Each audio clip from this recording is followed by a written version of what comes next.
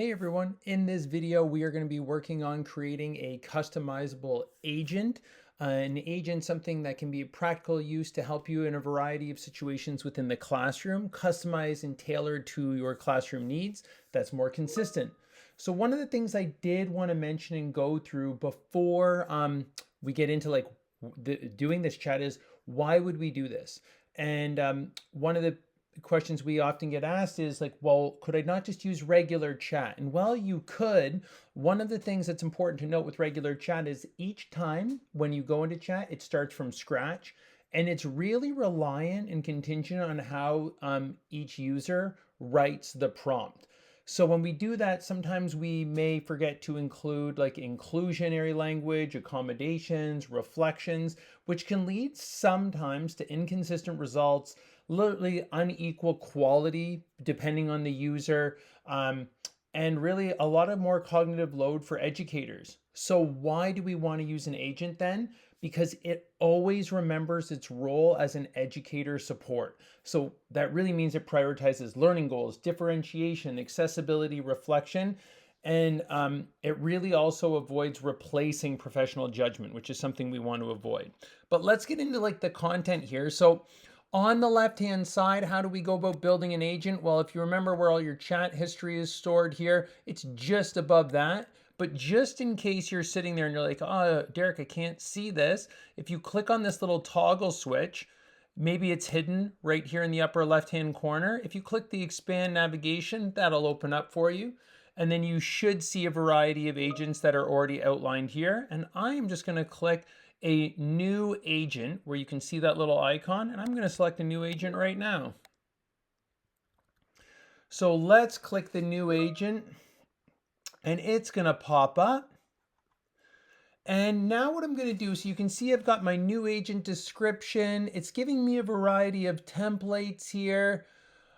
And what I'm going to do is I'm going to explore and click view all templates.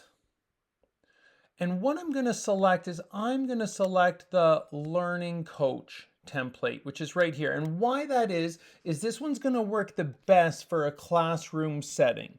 So I'm going to click it, and here you can read and describe later on of what this actually does. And for now, I'm just going to, I like this template. I can configure it. I can change a lot of the things. So right now I was on the description tab. This is the description. I'm going to toggle over to the configure tab, which will let me customize it more to the needs of what I want to see. Now, what's really cool here is on the left, this is how we're structuring it. But on the right, this is like a live simulator of what your agent actually is, which is pretty cool. So I'm going to change a few things here. So you have the details, you can change the icon, you can use whatever you want. I'm going to leave that one for now, but I am going to change the name of this. So I am going to change the name. Instead of calling this learning coach, I think I'm going to call it something else. So I'm going to call it classroom. Let's see what we got here. I'm going to call this classroom support. Oh, maybe if I click that, there we go. Classroom support learning coach. And I might not have enough. So I'll just call it classroom support learning. Okay. Now, what else I want to do is I am going to give it a description. So right now, I'm just going to copy and paste one that I have ready. You could leave it as whatever this is, but remember, you can share this agent and use it with others, especially if you're like team teaching or working in a department. If someone else is using it for consistency. So I am just going to give myself a different description here. And I just copied and pasted one that would work for me.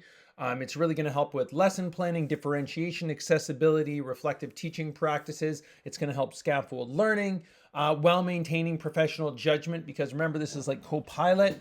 So it's used in conjunction with your professional judgment, not meant to replace it.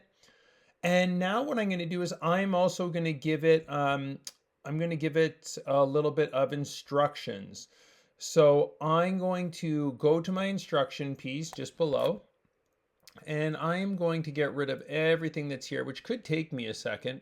So forgive me if it takes a minute, but I'm just going to get rid of all these instructions because I want to give it my own custom instructions. This is really important section when you're building an agent. This is basically giving it a working memory of what you want to have happen, and to make it like cerebral to a point of following the guidelines that you want it to operate within. So now I have, again, I'm going to assign it something that I think will be beneficial. So I'm going to give it like a persona, and I want it to meet like how I am as an educator. So I am going to copy and paste this in. Oh, I copied and pasted the wrong one. Let's try that again. So I am going to copy this and paste it in. And I want it to, remember, we want this when we're doing it to reflect how we are as an educator and like the construct to be consistent. So I'm assigning it a role. You are a learning coach designed to support educators. Your role is to assist them planning lessons, differentiate instruction, supporting accessibility. And really, we're trying to give every time we use this, the consistency is the key. So we want clear learning goals, success criteria, instructional strategies, make it accessible for MLLs and students on IEPs. Really just inclusive is basically what we're trying to get at with this. Now, within here, we could also add in specific websites if we wanted to reference. So if we wanted to put in like the ministry's websites, any province that we're in, we can do that. We can do select websites that we want it to pull from, or if we have examples of working docs or PowerPoints, we can put that in as well. The last thing you want to do is you now want to give it like a working memory with suggested prompts. So there are some that are already here, but because this is our custom classroom support learning coach, I'm going to change and give it some titles that we already have of things that I think I might use it for. So within my classroom, I know something I'm going to ask it to do quite frequently, probably, is to create a lesson plan.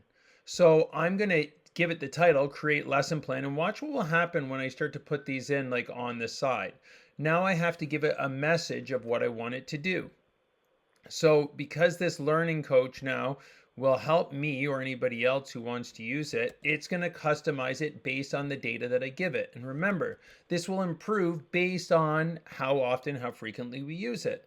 So now as I've changed it and I've given it a new title, I've also given it a new message to prompt when people log in to use it. That will like pop up here in a minute, and that will be one of our first suggested prompts, so that if we log in, we weren't sure what we wanted to do, I'm going to use things that I think I will use frequently, or at least the most frequently, to be put in. So I'm going to change a couple other ones here. So I'm going to add a differentiation one. There we go. So I've got a differentiation one now. And then I'm going to change the message about it, which is really just like what I want the prompt to be.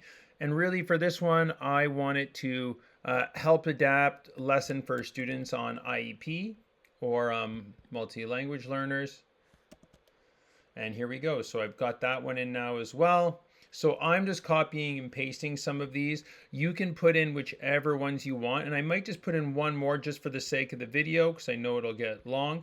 But I'm just going to put in another one for student-friendly language. Again, these are all customizable, though, to what your needs are in your classroom and what you think you will use. So if there's some option you think, hey, I'll use this one, then use that.